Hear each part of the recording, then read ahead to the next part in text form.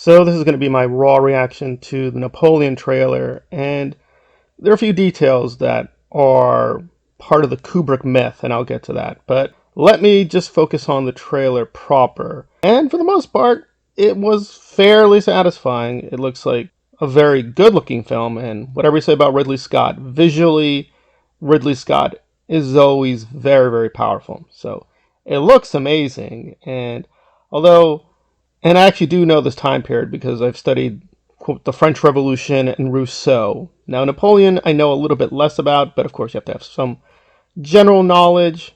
So I do know a little bit.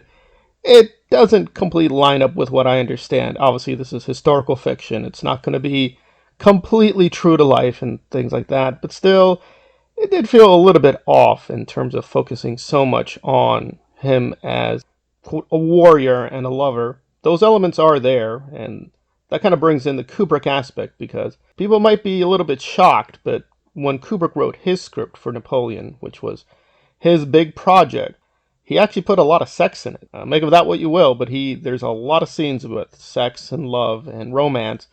So his version of Napoleon sort of matches this one in many ways as well, but with him, he was going to get Jack Nicholson. Now, I think Jack Nicholson at that age would have made a lot of sense. Joaquin Phoenix is a really great performer, and it's a truism that every great actor can perform any role, but I think this kind of shows it's untrue. He's convincing enough, and of course, Ridley Scott and him did Gladiator together, and he was pretty convincing in that role, clearly being a very authoritarian, dictatorial personality, but do I really believe this person is Napoleon? No, I don't believe that.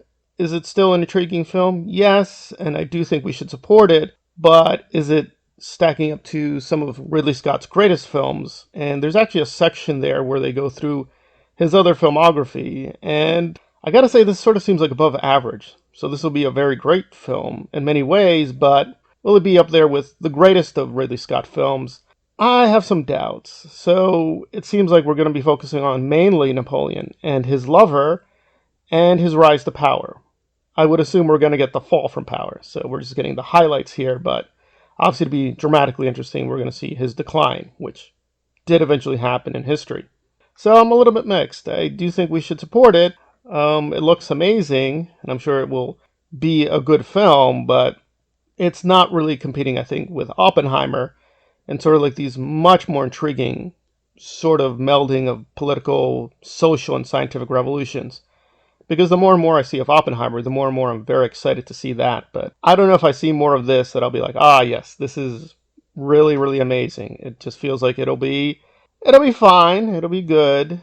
For what it is, it'll do fine, but I'm not that excited. And the strike is putting Joaquin in a weird place because now many cast members will not be able to review it, but I'll keep an eye on it and I'll try to keep people posted. But thus far, it's impressive for what it is, but it's kind of just a mild recommendation at this point. So, good trailer. The trailer itself was fine, but I'm fearful the final product will be it'll be good, but nothing really groundbreaking or revolutionary, or nothing as amazing as some of other Ridley Scott films, at least in my opinion.